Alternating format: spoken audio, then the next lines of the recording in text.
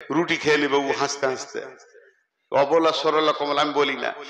মানুষ পাথরে সাজদা করে, মানুষ পাথরকে সাজদা করে কি করে না? আর কুকুর পাথরে কার দাম বেশি? কার দাম বেশি? কুকুরেরই দাম বেশি। মানুষ যাকে সাজদা করে কুকুর তার মুখে মুতে। এর থেকে আর কি দেখাবো? এক ডোজ হোমিওপ্যাথিকের মতো দিব। যদি আপনার ভিতরে একটু ঈমান থাকে আর জীবনে জালসা শুনতে হবে না, শুধরিয়ে যাবেন। আপনার সাথে তো আমার ঝগড়া বাকি আছে এখনো। আমি বক্তা, আপনারা শ্রোতা, একটু ঝগড়া হলো না মাঝে, কেমন করে হয়? এখন আমি এখান থেকে মাইকে যদি বলে দিই আপনারা যতগুলো বসে আছেন সব গরু, তাহলে ওই দিক থেকে কি শব্দ আসবে? তুই তাহলে কুকুর। শুরু হয়ে গেল ঝগড়া। কি লেভেলিং ঝগড়া চলছে। আমি তখন তাহলে বলবো তাহলে তো আপনারা ঘোড়া। তখন রেগে উঠে একজন বলবে তোর বাপ গাধা। আমাকে আর হলো না, এখন আমার বাপকে ধরবে। তা কাদা ছুড়াছুরি করে লাভ নাই। আপনাকে কেন আমি গরু বলতে যাব? কেন মহিষ বলবো? কেন বাঁদর বলবো? আপনি আল্লাহওয়ালা একজন ইমানদার মানুষ, আর আপনি আমাকে যা বলবেন বলেন, গায়ে মেখে নিব। তা একটু ঝগড়া করলাম না? তাহলে এখানে কে মানুষ আর কে পশু? এখানে যতগুলো চেয়ারে আছে, আমি এখানে চেয়ারে বসে আছি, আপনারা যতগুলো নিচে আছেন, পর্দার ভিতরে যতগুলো মেয়ে আছে, এর ভিতরে মানুষকে আর পশুকে কে বলবে? আল্লাহ বলবে, ফায়সালা তিনি দেবেন, আমাদের মুখ বন্ধ হয়ে যাবে। ফায়সালাটা তার কাছ থেকে নিব। সবাই মনে মনে ভাবছে নূর মোহাম্মদের দাম কত রে? মঞ্চে আছে, তার উপর আবার চেয়ারে, এই মনে হয় সব থেকে দামি, আর আমরা নিচে তিরপলে আছি। মাথা খারাপ। দাম আপনাদের বেশি। যে দাঁড়িতে মাল থাকে ওই দাঁড়ির পাল্লা তো নামাতে থাকে, যেটা মাল নাই সেটা তো উপর দিকেই থাকবে। ওপরে বসার নাম যদি সব থেকে দামি হতো তো হাই স্কুলের হেডমাস্টার বাঁদরকে বানানো হতো, ও তো ডালেই থাকে। এটা কোনো বিষয় নেই। এবার আয়াতটা আপনাদের সামনে দিব। এটা একটা কোষ্টি পাথর। কোষ্টি পাথর স্বর্ণকারের কাছে থাকে, এমনি এমনি করে মারবে, এমনি করে ঘষবে, ঘষে বলবে ভাই আপনি যেটা রাস্তায় পড়ে পেয়েছেন এটা পিতল, সোনা লয়। আপনার ধারণাটা ভুল। তেমনি এখানে কে মানুষ আর কে পশু আমি বলবো না। আপনাদের হাতে একটা করে কোষ্টি পাথর দিচ্ছি, ওই পাথরটা নিয়ে নিজের নিজের গায়ের চামড়া তেমনি করে ঘষবেন। ঘষলি আপনার বিবেকের চেতনার ঘরে একজন বলবে তুই মানুষ, আর একজন বলবে তুই পাক্কা শুকর, গরুর থেকেও খারাপ, শুয়োরের থেকেও খারাপ। বলবে একজন, দেখেন এক্ষুনি বলবে, 1 মিনিট লাগবে না। আর এই আয়াতটা বলি, আমি হাদিসের দিকে চলে যাব। বিসমিল্লাহির রহমানির রহিম। মাসালুল লাযীনা কাফারু কামাসালিল লাযীনা ইয়ানিকু বিমা লা ইয়াসমাউ ইল্লা দুআ ওয়া নিদা ইল্লা দুআ ওয়া নিদা সুম্মুন বুকমুন উমিয়ুন ফাহুম লা ইয়াকিলুন। গুরুত্ব দেওয়ার জন্য আয়াতটা আর একবার বলছি, হৃদয় গম করেলেন, দিলের মধ্যে ভরেলেন। যারা আমার ছোট ভাইয়ের মতো আলেম সমাজ রয়েছেন, এই আয়াতটা ভালো করে মুখস্থ করে সমাজকে বারবার শোনাতে থাকেন। আল্লাহ সূরা বাকারার শেষের দিকে বলছেন, মাসালুল লাযীনা কাফারু কামাসালিল লাযীনা ইয়ানমিকু বিমা লা ইয়াসমাউ ইল্লা দুআ ওয়া নিদা সুম্মুন বুকমুন উমিয়ুন ফাহুম লা ইয়াকিলুন। আল্লাহ বলছে ওই লোকেদের মিসাল ওই বেঈমান কাফেরদের মতো, ওই লোকেদের মিসাল ওই বেঈমান কাফেরের মতো। তাদেরকে তাদের মালিক দূরে কাছে ডাকলো, তারা শুনেও শুনলো না, বুঝেও বুঝলো না, তারা দেখেও দেখলো না। তাদের সমস্ত কিছু নষ্ট হয়ে গেছে, পার্টস গুলো। প্রকৃতপক্ষে তাদের মধ্যে ধাবন ক্ষমতা নাই, বোধগম্য ক্ষমতাটা নাই। এরাই হলো সমাজে জঘন্যতম পশু।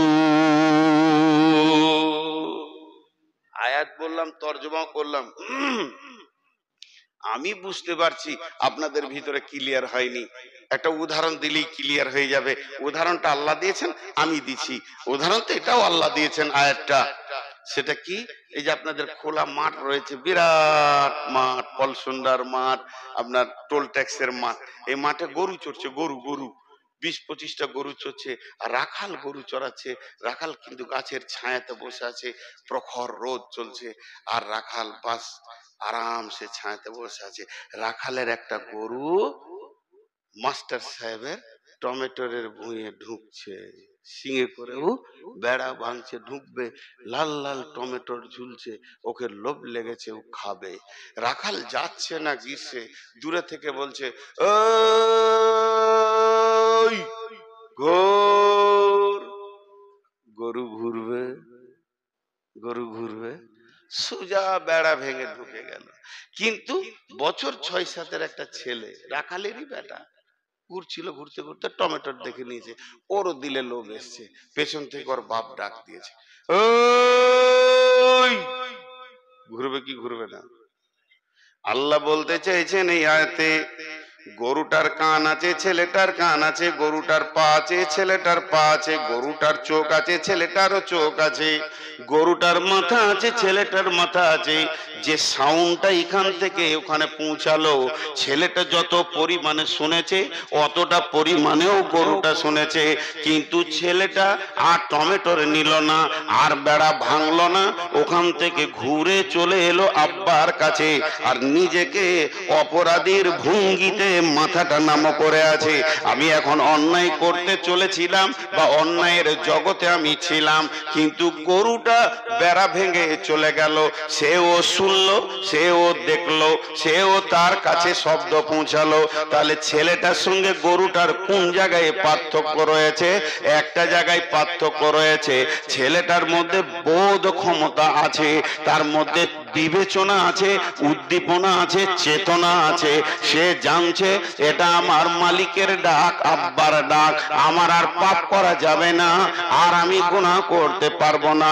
আর গরুর ভিতরে চেতনাটা নাই, বোধ ক্ষমতাটা নাই, এটা তার অভাবের কারণে 0% তার কিছুই নাই। এর জন্য সে টমেটোরের ভুঁয়ে ঢুকে গেল।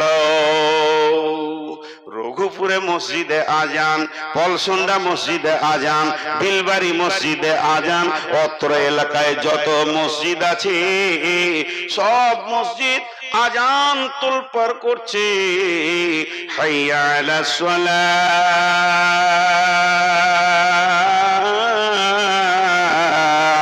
হাইয়া আলাল ফালাহ। আয় তোরা নামাজে আয়, আয় তোরা নিষ্কৃতি নিবি আয়। এটা কার ডাক? এটা মালিকের ডাক। এটা কার ডাক? আমাদের রবের ডাক। এটা কার ডাক? আমাদের মাবুদের ডাক। এটা কার ডাক? আমাদের মুনিবের ডাক। এই ডাকটা কার? না স্বয়ং আল্লাহর ডাক। এই ডাক শুনে যতজন মসজিদে এসে হাজির দিল, যতগুলো মহিলা মুসল্লাতে হাজির দিল, এরা হলো আল্লাহর কাছে সমাজে মানুষ। আর এই তোলপাড় ডাক শোনার পরেও যে লোকটা মসজিদে ঢুকতে পারলো না, মসজিদের দরজা খুঁজে পেল না, রবের ডাকে হাজিরি দিতে পারলো না, ওটাই হচ্ছে সমাজে জঘন্যতম পশু। এবার কে পশু কে মানুষ নিজে নিজে বুঝালে। রবের ডাকে কে কে মসজিদ ঢুকে, আর যে যে ঢুকে না সে শুয়োরের থেকেও খারাপ, শুকরের থেকেও খারাপ। এটা কোরআন বলছে, আমি বলিনি। আমি যে পথে আপনাদেরকে নিয়ে যাচ্ছি, তাহলে আমরা পশুর থেকেও নিচে। শর্ট করে একটা কথা বলেন, মানুষ পাথরে সাজদা করে, মানুষ পাথরকে সাজদা করে কি করে না? আর কুকুর পাথরে কার দাম বেশি? কার দাম বেশি? কুকুরেরই দাম বেশি। মানুষ যাকে সাজদা করে, কুকুর তার মুখে মুতে। এর থেকে আর কি দেখাবো? জি, এই দিকে আমি সময়টা কম কাটাতে চাইছি, কারণ হাদিসটা বড় গুরুত্বপূর্ণ আছে বলে আমি এগুলো শর্ট শর্ট কথা বলছি। মানুষ পশুর থেকে খারাপ, তার 4টা কারণ। ছোট ছোট করে বলে দিই, মানুষ তৃণমূল করে, কংগ্রেস করে, আরএসপি করে, সিপিএম করে, আর কিছু করে, আর কিছু করে, আর কিছু করে, বিজেপি করে। কুকুররা কোন পার্টি করে বলেন? আপনার এই এলাকার কুকুরগুলো তৃণমূল না সিপিএম? যখন তৃণমূলের মিছিল যায় তো কুকুরগুলো এরকম করে তাকায় বলে, তোদের রুজি দেনেওয়ালা আল্লাহ, তো কার পেছনে দৌড়ে বেড়াচ্ছিস? সারা পৃথিবীর সমস্ত প্রাণী এক আল্লাহর আইনের আওতাভুক্ত। নাম্বার 2, সারা পৃথিবীর যত প্রাণী আছে সব এক আল্লাহকে সাজদা করে, অন্য কাউকে সাজদা। দেখেছেন কোনদিন বাঁদরকে যে কোন জায়গায় গিয়ে মূর্তি পূজা, পাথর পূজা, দেবী পূজা, দেবতা পূজা, মাজার পূজা, গাছতলায় থাকে? থাকে না। তো মানুষ মূর্তি সাজদা করে, গাছকে সাজদা করে, পশুর থেকে নিচে। 3 নম্বর, আল্লাহ তাবারক ওয়া তাআলা যে প্রাণীকে যে রুজিটা দিয়েছে তার উপরে সে সন্তুষ্ট আছে, তাই খেয়ে সারা জীবন চালাচ্ছে। আমাদেরকে বলেছে হারাম খাবি না, সকালে উঠে 2 বোতল মদ খেয়ে নিয়েছে। এর থেকে নোংরা কে আছে? কোনদিন কোন কুকুরকে দেখেছেন এমন খাবার খেয়েছে ডান দিকে বাঁ দিকে টলে টলে হাঁটছে? শুকরকে দেখেছেন? জি না। আর আল্লাহর দেওয়া রুজির উপরে সন্তুষ্ট আছে। মানুষ কিন্তু আল্লাহর দেওয়া রুজির উপরে সন্তুষ্ট নাই। আর 4র্থ নম্বরটা একটু ডিপলি করে বলছি, সময় ব্রেন গুলোকে খালি করে নেন। 1 ডোজ হোমিওপ্যাথিকের মতো দিব। যদি আপনার ভিতরে একটু ঈমান থাকে আর জীবনে জালসা শুনতে হবে না, শুধরিয়ে যাবেন। 4র্থ নম্বরটা হলো, সারা পৃথিবীর যত প্রাণী আছে তারা তার মালিকের দরজা চিনে। কুকুরটা আপনার পেছনে পেছনে টোলে চলে গেছে, আপনি গাড়ি চেপে শিলিগুড়ি চলে গেলেন, এই রাত্রিতে কুকুরটা কারো বাড়িতে উঠবে না, নিজের মালিকের বাড়িতে উঠবে।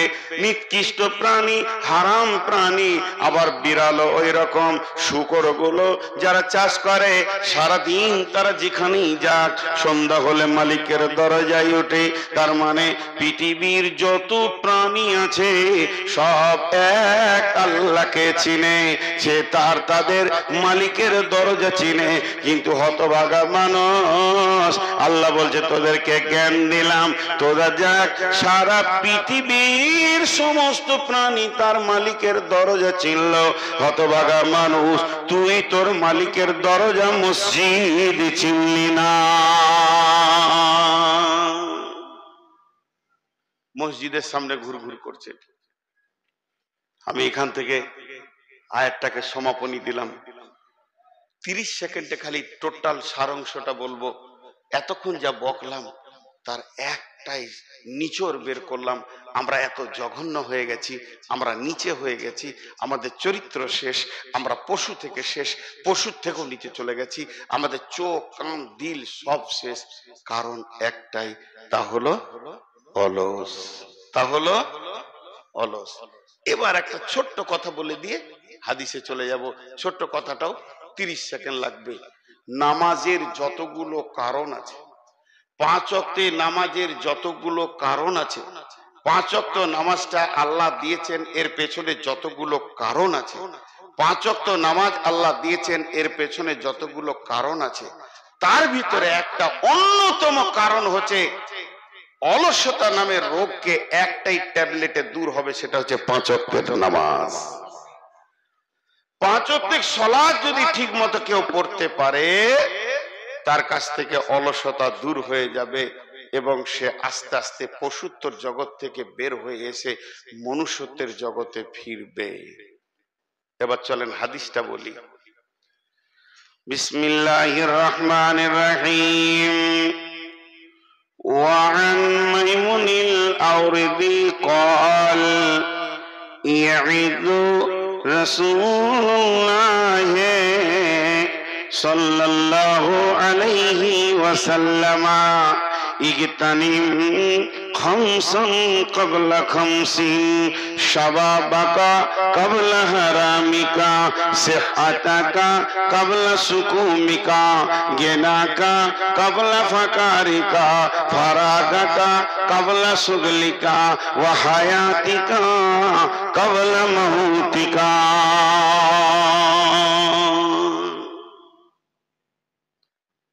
নবীজি বলছেন, উম্মত রাবির নাম মাইমুনিল আওরিদি, হাদিসটা হাসান। নবীজি বলছেন, উম্মত তোমাদের হাতে তোমাদেরকে আমি 5খানা নসিহত করে গেছি, শোনো। পৃথিবীর বুকে 5টা নিয়ামত, 5টা জিনিস আল্লাহর কাছ থেকে তুমি পাবে। আল্লাহর রাসূল বলছেন নিয়ামত, আল্লাহর নবী বলছেন দামি জিনিস। তাতে আপনার আমার বুঝে আসুক চাই না আসুক, ওটা দামি জিনিস। নবী যা বলেন ওইটার গুরুত্ব অতটাই বেশি। নবীজির ভাষাটা হচ্ছে ইগতানিম, ইগতানিম, ইগতানিম। এর বাংলা হচ্ছে তুমি নিয়ামত মনে করো, গনিমত মনে করো, দামি জিনিস মনে করো। সর্বোচ্চ দামি জিনিস আল্লাহ রসুলের মুখ থেকে বের হয়েছে, এর থেকে দামি জিনিস আর পৃথিবীতে হিরে মণি চুনি পান্না সোনা দানা টাকা পয়সা রিং বাঘ ডলার পাউন্ড দেনার রিয়াল হতে পারে না। যেহেতু বিশ্বনবীর মুখে বের হয়ে গেছে পৃথিবীতে 5খানা বড় নিয়ামত তুমি পাবে। 5টা জিনিস আসার আগে 5টা নিয়ামত পাবে, 5টা জিনিস আসার আগে 5টা নিয়ামত পাবে, 5টা জিনিস আসার আগে। যখন তুমি এই 2 নম্বর জিনিসটা দেখে নেবে তখন তুমি বুঝে নাও তোমার 1 নম্বরটা হাতছাড়া হয়ে গেছে। তুমি খেয়াল করনি, তুমি অলসতায় ছিলে, তুমি গাফলতিতে ছিলে, তুমি অ্যালার্ট ছিলে না, তুমি চেতনতা নিয়েছিলে না। পৃথিবীটা দূর দূর করে তোমার কাছ দিয়ে পার হয়ে গেল, তুমি অলসতায় সময়টা কাটিয়ে দিলে, তোমার কাছে হাতছাড়া হয়ে গেল। বন্ধুরে আমার, তবে জেনে নেন ওই জিনিসটা একবার আল্লাহ দেবেন, আপনি চাইলেও দেবেন না চাইলেও দেবেন। এটা আল্লাহর তরফ থেকে নিয়ামত, 5খানা জিনিস দেবেন। তবে যদি একবার হাতছাড়া হয়ে যায়, একবার যদি কাছ থেকে চলে যায়, একবার যদি সেটা বিদায় নিয়ে নেয়, বিশ্ব নবী বলেন উম্মতের কিয়ামত হবে, পশ্চিম দিকে সূর্য উঠবে, কিন্তু তুমি দ্বিতীয় চান্স আর পাবে না। তোমার কাছে এটার দ্বিতীয় চান্স আসবে না। আমি যেটা বলতে চাইছি রসুলের কথার তার সারাংশ এরকম। আমার কাছে হাতছাড়া হয়ে গেল, এই মাত্র 1 সেকেন্ড আগে হাতছাড়া হয়ে গেছে। এখন যদি ওটা পাবার জন্যে আমি মসজিদে মাথা ঠুকে কাঁদতে শুরু করে দিই, আমি যদি তাহাজ্জুদে কাঁদি, কাঁদতে কাঁদতে মাথা ঠুকতে ঠুকতে মসজিদকে আমি খাল করে দিব, চোখের পানিতে মসজিদে নহর বইয়ে দিব, চোখের পানিতে মসজিদে নদী বইয়ে দিব। বিশ্ব নবী বলছেন উম্মাত হাত ছাড়া হয়ে গেলে দ্বিতীয় চান্স তুমি পাবে না।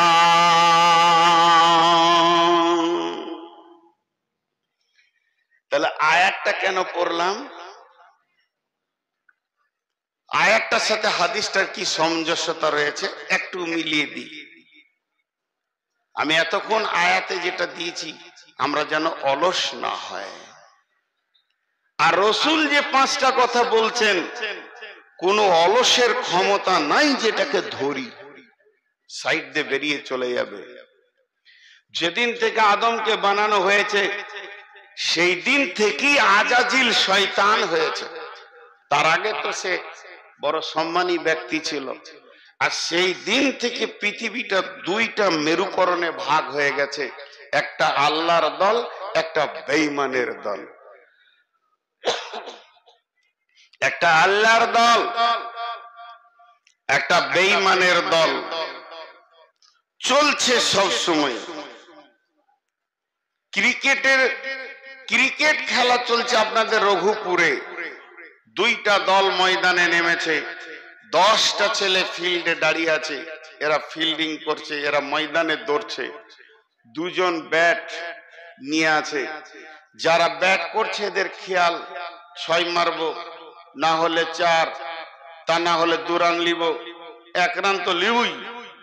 আর যারা ফিল্ডে আছে এদের প্রথম টার্গেট ক্যাচ আউট করব, না পারলে ওকে রান আউট করব, গোল্ড আউট করব। এরা চাইছে ওকে ময়দান থেকে তুলবো আর ওকে ব্যাট ধরতে দিব না, আর ওরা চাইছে রান নিব। দুটো দল চলছে। একবার আপনারা মুখ খুলেন সবাই, একবার দুবার লয়।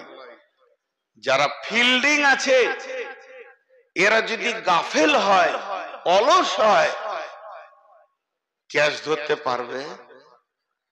যতক্ষণ ও ফিল্ডে থাকবে ওর চোখ বাজ পাখির মতো থাকবে, ফোনে রিং বাজলো হাত দিবে না, দাঁড়া ও এখন বল করছে কি করি দেখি। আর যদি একটু অলস হয় কানের পাশ দিয়ে বলটা দুপ করে পড়বে, হাতছাড়া হয়ে গেল। বিশ্বনবী বলছেন ফিল্ডে যখন মানুষ নামে ক্যাচ ধরার মতো যখন সে নজর রাখে, তার ডানে বামে আগে পিছে কোনো চিন্তা থাকে না, খালি বলটা উঠে দেখ। আল্লাহর নবী বলছেন উম্মত রে তোমরা গাফেল হয়ে যেও না, অলস হয়ে যেও না, তাহলে আল্লাহর দেওয়া নিয়ামতকে জিন্দেগিতে কাজে লাগাইতে পারবে না। এবার এই পাঁচটার মধ্যে নাম্বার 1, বিসমিল্লাহির রহমানির রহিম। ওয়ান মাইমুনিল আওরিদি قال يعيد رسول الله صلى الله عليه وسلم اغتنم خمسا قبل خمسين। নাম্বার 1 শাবাবাকা কাবলা হারামিকা। জওয়ানি একটা নিয়ামত, যৌন তরঙ্গ একটা আল্লাহর দেওয়া নিয়ামত। একদিন জওয়ানি কেড়ে নেওয়া হবে আর তুমি মাথা ঠুকলে দ্বিতীয়বার যৌবন ফিরে পাবে না। যখন তুমি জন্ম নিয়েছো, মায়ের দুধ পান করেছো, তোমার ভিতরে যৌন চেতনা ছিল না। তুমি যখন ছোট ছেলে ছিলে, খেলাধুলা করেছো, তোমার ভিতরে যৌন চেতনা ছিল না। আস্তে আস্তে তোমার বয়স যখন 14 ক্রস করলো, পুরুষের 14-13 ক্রস করলে যৌন তরঙ্গ আসতে শুরু করে। 16, 17, 18 মধ্যে পূর্ণ যৌনাঙ্গ যৌবন আল্লাহ দিয়ে দেন। মেয়েদের 9 বছরের পর থেকে যৌন তরঙ্গ আসতে শুরু করে। 13 বছরে আল্লাহ মেয়েদেরকে পূর্ণ যুবতী বানিয়ে দেন। তাহলে এটা আমাকে দরখাস্ত দিতে হয়নি, হে আল্লাহ আমি বিয়ে করব, এখন আমার যৌন ক্ষমতাটা তুমি দিয়ে দাও।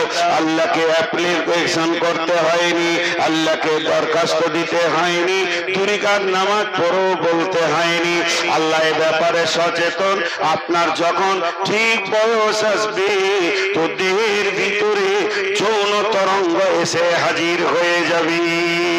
বিশ্ব নবী বলছেন এই যৌন তরঙ্গটা যখন আসবে, নারী তুমি তোমার মতো কাজ করে লাও, পুরুষ তুমি তোমার মতো কাজ করে লাও। একদিন যৌন তরঙ্গটা তোমার কাছ থেকে কেড়ে নেওয়া হবে, তোমার কাছ থেকে বিলুপ্ত হয়ে যাবে। তোমাকে ঘাড় ধরে যুবকের গন্ডি থেকে, রোম থেকে, প্যান্ডেল থেকে বের করে তোমাকে বার্ধক্যের প্যান্ডেলে ভরে দেয়া হবে। যেদিন তুমি বার্ধক্য গ্রহণ করে নেবে, এরপরে যদি তুমি যৌবনকে আবার ফিরে পেতে চাও, আর মাথা ঠুকে মরে গেলেও দ্বিতীয় চান্স আর যৌবন ফিরে পাবে না।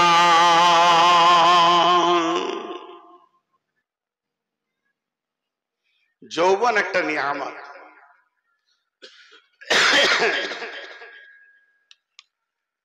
জি সব স্টেজ থেকে পালিয়েছে। আমার নসিব ওটাই থাকে। কখনো কখনো সভাপতিও পালায়। জি ডাক্তার বলছে আপনি রাত 10টার পর জাগবেন না। ব্যাঙ্গালোর গেছিলাম চিকিৎসা করতে, বলছে আপনি ওয়াদা দেন যে রাত 10টার পর জাগবো না, তাহলে প্রেসক্রিপশন করবো, না হলে আপনি বুঝেলেন না।